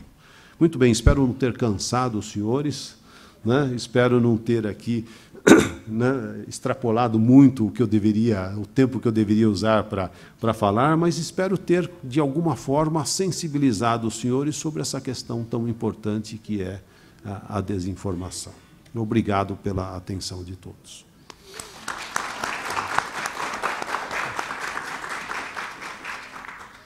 Sempre bom ouvir o desembargador Nuevo, que eu havia dito sobre a sensibilidade, o equilíbrio, né, saber que o nosso tribunal está em boas mãos, né? A Justiça Eleitoral Paulista continua em boas mãos. Algumas pinceladas muito breves, até porque a palestra foi absolutamente completa, sobre realmente a questão da violência física. Ontem, durante a palestra de Sua Excelência o desembargador Nuevo, o desembargador Padim, na Uninove, com os cartórios, a gente conversava ali fora e é algo que pode acontecer. Claro, faço votos que não aconteça no seu mandato, e não aconteça numa eleição, mas o que falta para que essa polarização na rede social saia, e deve acontecer por aí também, a gente não recebe as notícias sobre esses fatos diariamente, Mas o que falta para que essa polarização nas redes sociais chegue às ruas? O que falta para que, daqui a pouco, a Avenida Pedro Álvares Cabral ou outra avenida não vire um campo de batalha? Olha, vamos marcar aqui pelo Facebook uma batalha. Isso existiu muito com o time de futebol. Porque não, a torcida está tão forte, né, para candidato de cá, polarização de lá, porque nós vamos brigar na Avenida Ibirapuera, em frente ao Shopping Ibirapuera. O que falta para isso? Essa é a dúvida. Ontem nós nos perguntávamos, será que está tão distante? Eu faço votos para que isso não aconteça, desembargador Noivo, sobretudo no mandato de Vossa Excelência e no mandato de ninguém. Mas pode acontecer, é muito próximo. A privacidade hackeada, quem não assistiu, deve assistir. Sobretudo quem trabalha na área de eleição, é algo absolutamente impressionante. E esses dias eu também recebi, na universidade, um sujeito que falava isso. A publicação não entra hoje na sua rede. Você está lá lendo um portal. UOL, Terra, enfim, não sei se existe... ou um jornal, e aí entra uma publicidade na sua timeline, lá, na sua página, mas eu não sabia disso. Hoje, a inteligência artificial consegue identificar se a pessoa realmente está de mau humor, se ela, naquele horário, é melhor entrar, porque ela compra naquele horário. Eu, esses dias, no carro, dirigindo na estrada, passei na frente de uma loja de construções e imediatamente chegou: você está sumido. Ainda dá tempo, pare aqui, ali na frente tem um retorno. Falei, meu Deus do céu, já falei, vou jogar esse celular pela janela. Isso aqui é algo, não é simplesmente um meio de comunicação, é um instrumento de dominação. A Assembleia Legislativa, acredito que todos aqui sejam funcionários da Assembleia, ou não, ou enfim, estão aqui por algum motivo. O direito cuida de fatos sociais, sobretudo de fatos pretéritos. O direito vem após a realidade social que já se impõe. Não é missão do direito atingir fatos futuros que não existem, realidades sociais ainda desconhecidas. Quem cuida do futuro é a educação. A educação pode preparar o futuro, pode preparar uma nova mentalidade, uma nova geração. Essa casa, as câmaras municipais, olhei aqui para o doutor Hélio, a Comissão de Direito Eleitoral, usar esses espaços, os plenários vazios. Talvez a nossa geração aqui esteja perdida já. Mas as novas gerações, por que não ocupar esses plenários aos finais de semana, os plenários da ordem, das universidades, da academia, dos tribunais, levar os jovens, os adolescentes e, olha, você verificou se essa informação é realmente verdadeira? Por que que as pessoas hoje, na rede social, se sentem impunes? Eu nunca vi o Júnior. Nunca, nunca. Eu me sinto no direito de, no Facebook, dizer que o Júnior é isso, aquilo, xingá-lo, agredir a família e dizer que ele não entende nada do que está falando.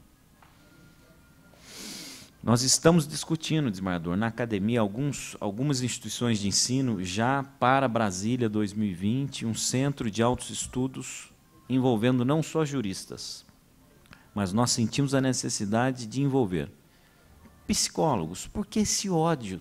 Por que esse ódio que eu tenho das pessoas na rede social? É tão bom conhecer as pessoas para, né? E depois, esse sujeito é esse. Depois você conhece e fala, rapaz, até que esse cara é bacana. Essa mulher tem uma história de vida bonita. Psicologia, sociologia. Por que que na hora que o sujeito diverge, tem lá 1000, aí vem um falando, não, né? No Facebook, no Instagram, eu acho que não. Pronto, ele é massacrado. O efeito manada. Sociologia. Se a gente não botar um sociólogo para discutir isso. Depois, profissional de tecnologia da informação, Big Data, robotização. A discussão que o desembargador Noivo trouxe é a discussão que hoje preside todos os congressos de direito eleitoral do Brasil, em todos os níveis. 70%, 80% de discussões, seja congressos das instituições, Bradep, Brad, tantas que existem, com muita qualidade, dos juízes, dos juristas. 80% da discussão é internet. O pano de fundo hoje é a internet. Fake news, doação. Então, a desinformação é muito grande, mas talvez nós estejamos no momento, e eu fiquei muito feliz em ouvir o seu otimismo, esse momento de reversão, oxalá que nós comecemos a sentir isso na próxima eleição, mas me preocupa muito a possibilidade de agendamento do apoiador do vereador tal contra o vereador tal, do candidato a prefeito tal. E daqui a pouco as pessoas começam a pegar em arma também. Pô, o bom é o meu candidato, não é o seu, não. A dialética acabou. A dialética morreu. E isso é um aprendizado tão... divergir. Pois não, doutor Hélio, claro. Pegar uma carona na discussão, uma coisa que me preocupa é o seguinte. Está em debate no Congresso Nacional, não, no Supremo Tribunal Federal, se aventou a hipótese também da discussão de inconstitucionalidade de um dispositivo do Marco Civil sobre remoção e responsabilidade dos provedores. E esse é um tema muito sensível, porque os provedores, de alguma maneira, e isso eu até gostaria talvez do compartilhamento de informação do desembargador Nuevo, que tem participado desse comitê nacional, os provedores eles são muito fechados na discussão de uma medida mais efetiva para a remoção de conteúdo. Exatamente. Recentemente, nós vimos aí um abaixo-assinado contra o ministro Gilmar Mendes, pelo impeachment do ministro Gilmar Mendes, correndo, com milhares de assinaturas que tinha anunciado, virou até uma informação. Quando se foi verificar, a maioria disso eram robôs. Exatamente. Bots funcionando. Né? E os provedores se defendem muito, dizendo o seguinte: eu não posso restringir a liberdade de expressão das pessoas. Ficam dois conceitos, um brigando com o outro, né? A proteção a um ambiente democrático e a liberdade de expressão. Então, Vossa Excelência até referiu que o Facebook, o Twitter, as redes têm participado desse debate. Mas aí, dentro da preocupação que trouxe o doutor André aqui, de evitar esse clima de guerra, da preocupação com violência, muitas delas são fabricadas. E aí nós precisamos de uma atitude mais efetiva também dos provedores. Eles têm condições de fazer uma curadoria, e eles fazem, por exemplo, no Twitter, eu sou usuário do Twitter, aí pelos tantos eu falo, o que você perdeu enquanto esteve ausente? Exato. Eles sabem os temas que eu estou ali pesquisando. Então, como o senhor disse, passou na frente de uma loja de construção que apontou. Exatamente. Agora, nós precisamos também de uma boa vontade, de uma participação mais efetiva dessas grandes empresas privadas, né, que dominam hoje a comunicação, para tentar minorar esses efeitos que estão apontados pela mesa. O que eu posso dizer é o seguinte: nós já fizemos algumas reuniões com os representantes dessas redes sociais, alguns que trouxeram, inclusive, alguns gestores do exterior para conversar conosco, e está havendo uma boa vontade muito grande, né? Uma boa vontade muito grande no sentido... Agora, o grande receio deles, eles se tornarem os mediadores da verdade. Não é verdade? É uma preocupação razoável. É delicado, né? Realmente é muito delicado. Uma linha de sopesamento de princípios, como o doutor. É uma linha divisória muito complicada essa, não é verdade? Mas eles estão, sim, muito preocupados com isso. E aquilo que é evidentemente uma desinformação, parece-me que eles estão dispostos a ter aí uma estrutura que permita essa identificação e a remoção imediata. Até o WhatsApp, que é muito complicado, porque tem aquela criptografia, mas quando se trata, parece que de imagem ou de vídeo, existe a possibilidade de remoção. Eu não lembro agora os termos técnicos, mas existem... hash, né? Não é esse, tem um outro, agora tem uma outra sigla. Seria o URL para o Facebook, para o WhatsApp é uma outra sigla, em que, uma vez identificado, existe como identificar, isso pode ser bloqueado. Não assim propriamente retirado, mas como fica numa nuvem, né, pode ser impedida a disseminação dessa foto ou desse vídeo. E eu posso dizer o seguinte: Nós tivemos recentemente uma reunião do Colégio de Corregedores em Florianópolis. Isso. E eu convidei a gerente de políticas públicas do Facebook para participar. E o que ela noticiou é que eles estão efetivamente desenvolvendo, né, ferramentas para que se possa, de uma forma efetiva, sem que eles se tornem mediadores da verdade, mas retirarem aquilo que efetivamente é desinformação. Teste de veracidade. Né? Teste de veracidade. Agora, nós temos, inclusive, a possibilidade de alertar a população que existe como checar as informações, não é verdade? Existem vários, vamos dizer, empresas ou plataformas que se prestam a isso. E o site do TSE indica, né, ele tem um local lá que ele indica quais são as melhores formas de fazer essa checagem. E eu acho que nós temos que disseminar. Muita gente fala, pô, mas será que o TRE não poderia fazer isso? Né? Alguém perguntar para o TRE, mas imagina numa eleição municipal o tamanho da plataforma que teria que ser disponível. Então, não dá para o TRE, ou o TSE, ou a Polícia Federal assumirem esse papel. Eu acho que já existem várias empresas, várias plataformas que se prestam a isso. Então, o que nós precisamos é divulgar que elas existem, e muitas delas são altamente confiáveis.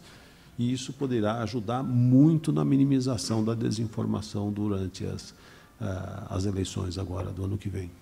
Eu posso abusar mais um minuto? Claro. Veja só, eu queria só, agora mudando um pouco de assunto, voltando à urna eletrônica, uma coisa que eu tinha me lembrado.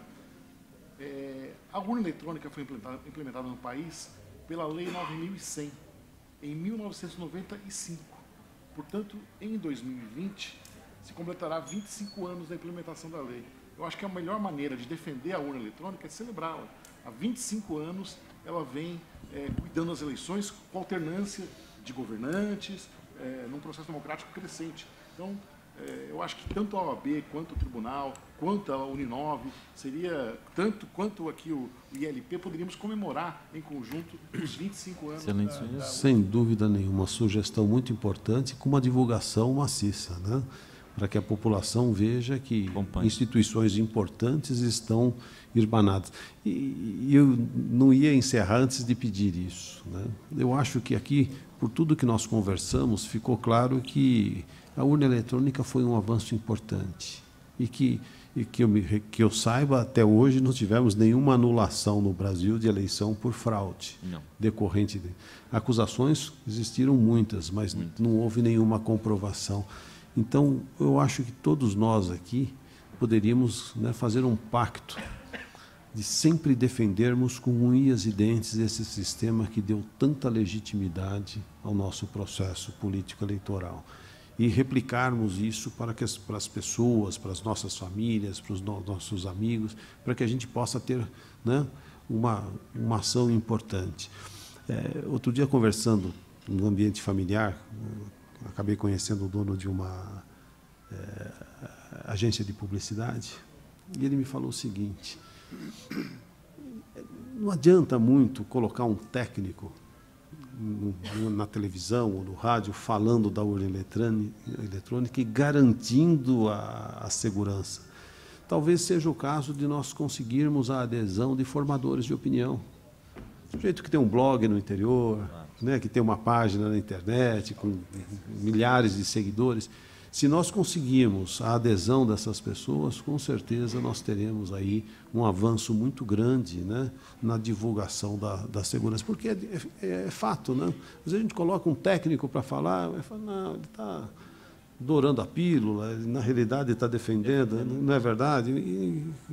Então talvez seja isso. Não. Agora, há um paralelo importante aí, eu estava tentando traçar aqui, entre essa desinformação que existe sobre a urna eletrônica. Imagina a eleição 2 horas depois, com essa quantidade, a eleição de governador, agora em 2018, terminou 2 horas e pouco depois. 20 horas nós conhecíamos. Negócio, o mundo todo elogia. E nós aqui, será que não teve uma palestra? Olha que eu andei, hein? Na eleição em 2000, não tinha uma palestra que essa... O senhor acredita na urna eletrônica? todo lugar as pessoas perguntam. Então, essa desinformação é o paralelo que se faz hoje com a chamada fake news. E aí nós não podemos deixar de atribuir boa parcela de culpa aos candidatos. Não podemos. E aí, como o desembargador Padim disse, né, o resultado absolveu a urna eletrônica. Se tivesse acontecido, se acontece o contrário, essa urna é fraude, meu candidato não ganhou, é fraude. Agora, quando o dele ganha, a urna é absolutamente legítima e regular. Né? Aqui eu não vou falar, em particular eu faço algumas brincadeiras. Se a urna fosse fraudável, fulano de tal jamais teria perdido a reeleição. Seria senador até hoje. Então, se a urna atende quem eu gostaria de ver eleito, ela é uma... Nossa, a tecnologia é espetacular. Agora, quando não ganha o meu candidato, tem rolo ali. Então, boa parcela dessa culpa, tanto da desinformação, das fake news, quanto da urna eletrônica, demanda uma penalização dos candidatos. E aqui os senhores têm muita importância, de novo, com relação à educação. O sujeito quer ganhar a eleição, todo mundo aqui sabe, ninguém gosta de perder em nada. Mas daí você desinformar, jogar o sistema da urna em descrédito sempre, a cada eleição, não vai, lá, e a gente viu na eleição, né, o sujeito trazia vídeo, já era a eleição, um pouquinho de vídeo, 16. Aqui, fulano, aqui, ó, eu votei, o meu voto saiu para o outro. Então, o cara estava votando na legenda. Pô. Aí você pega o vídeo e fala, o sujeito votou na legenda. Deputado federal são 5, né? Não, 4, né? Números. Aí o sujeito botava 4 no lugar do estadual e falava, aqui não aparece. Porra, não, dentro da cabine. Não aparece, eu estou tentando votar. Então, assim, o sujeito está induzindo também. A questão dos 2 senadores também. Olha, se cai para o outro. Depois a história do voto branco nulo. Puxa, eu estou votando. Isso é tudo desinformação. Mas essa desinformação não é a população que cria por si só. O candidato tem muita culpa nisso. E aí, era só esse paralelo que eu queria fazer entre fake news e urna e dizer que aí a Justiça Eleitoral tem que atuar fortemente. Só tem uma última pergunta, que o desembargador já me disse aqui que tem outro evento, mas a sua pergunta está garantida, é a Casa da Democracia.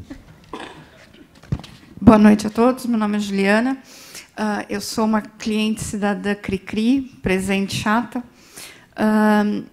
Eu acho que a gente precisa... A minha área de trabalho é a questão do marketing online também. A gente precisa de discussões mais qualificadas para entender as plataformas diferentes. As plataformas Facebook, Twitter, Instagram, elas são verificáveis. Dá para ter algoritmos do termo que o senhor usou, controle, fiscalização, dá para ter normas. Mas o problema que a gente tem hoje, principalmente no Brasil, é o WhatsApp.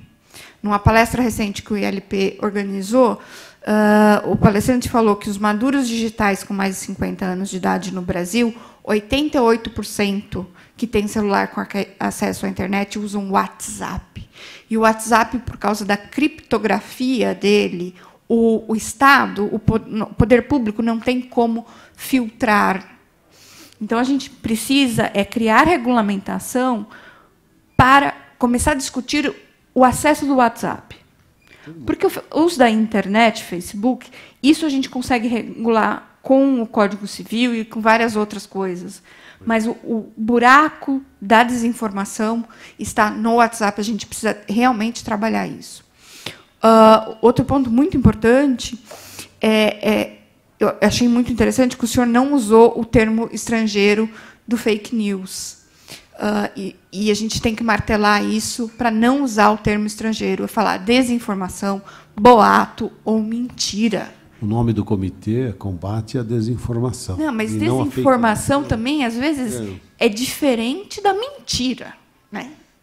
Porque a mentira pode ser uma calúnia. Então, a gente tem que botar essas coisas na cabeça das pessoas. Né?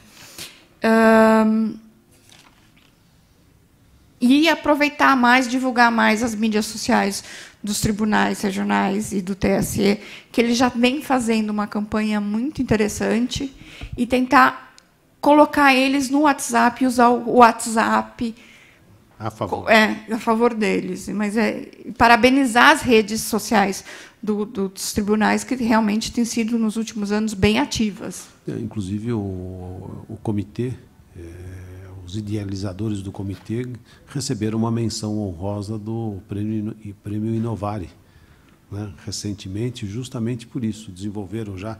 Nós temos muito material. Aqueles que quiserem acessar o site do TSE, já tem muito material que auxilia no combate à desinformação, e desinformação entendida em sentido mais amplo, né?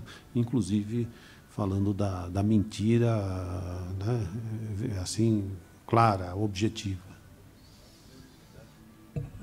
Bom, pela adiantada da hora também, o desembargador precisa ir, né, descansar também, não acabou o ano ainda. Queria agradecer imensamente, dizer que fake news é só um dos temas, né, que nós teremos nessa eleição. Nós vamos ter aí problemas de candidatura laranja, tem um outro também que o pessoal tem falado muito, questão de carro de som, e entre outros aí que nós vamos nos deparar no decorrer dessa eleição. E tem uma fala muito interessante sobre fake news, só para fechar, que tem uma... Eu não me recordo agora o nome da autora, ela fala um pouco disso, e ela fala do direito ao esquecimento, e ela fala que depois da internet você não pode nem mais morrer. Então você veja, que fica requentando coisas. Às vezes a gente vê um assunto na internet e fala, nossa, que isso aconteceu de novo? Não, aí você vai olhar, isso já tem 5 anos e está voltando, aí volta, aí volta. Então a internet é isso.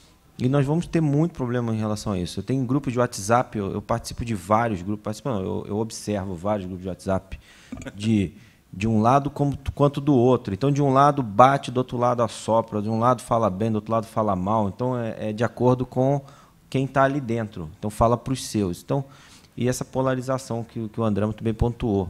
Nós vivemos um tempo diferente. E a propaganda eleitoral indo para a internet, para dentro do WhatsApp, o controle ficou um pouco mais difícil, mas aí fica na mão da Justiça Eleitoral esse controle e o trabalho, né? E cabe a gente estar informando, né? Explicando. Então, só para encerrar, eu gostaria muito de agradecer a presença do desembargador, Dr. Valdir Nuevo Campos, pela gentileza, pela palestra, pelas informações, o ensinamento que nos trouxe. Desejar um 2020 muito profícuo, trabalho do tribunal que seja extremamente valioso, essas eleições sejam eleições tranquilas e a condução lá seja a mais tranquila e regular possível. Agradecer o amigo doutor André Lemos Jorge pela presença, pela participação, foi um excelente desembargador que o nosso Tribunal Regional Eleitoral de São Paulo teve. Como o doutor Nuevo falou, foi uma pena que ficou uma gestão, né? Um mandato só, poderíamos ter tido ele mais lá, absorver mais dele lá, dar mais trabalho.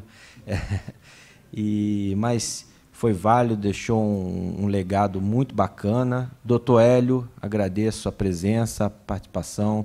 Doutor Hélio, que a gente está sempre lá no tribunal, às vezes de um lado, às vezes do outro, mas é amigo, fazendo um trabalho brilhante à frente da Comissão de Direito Eleitoral da OAB São Paulo, que nunca atuou tanto, então só temos que parabenizá-lo por isso. E dizer que o ciclo ele prossegue 2020, começa em fevereiro, e nós vamos talvez até junho, vai depender da programação e de como que vai ficar essa eleição, porque também a gente não quer esticar muito para chegar em cima das eleições e aí acaba tumultuando, pessoas não podem vir. Então, a gente só vai definir se a gente vai até junho ou se a gente vai até maio, mas em fevereiro já retoma com uma palestra por semana, e aí já fica o convite aqui para o doutor Valdir retornar para uma palestra no ciclo, durante o dia, doutor André, doutor Hélio, e nós vamos ter aqui o ministro Henrique, o Polito, eu estou só definindo data, entre outros que estiveram aqui com a gente nas últimas eleições. A ideia é falar de um modo geral de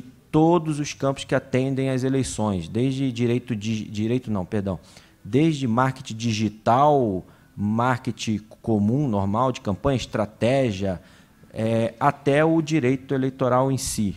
Então, vai ser bem amplo, de oratória, né? Então, dito isso, eu quero agradecer imensamente a participação de todos, a presença e, novamente, agradecer à mesa e às autoridades que estiveram aqui presentes. Muito obrigado a todos.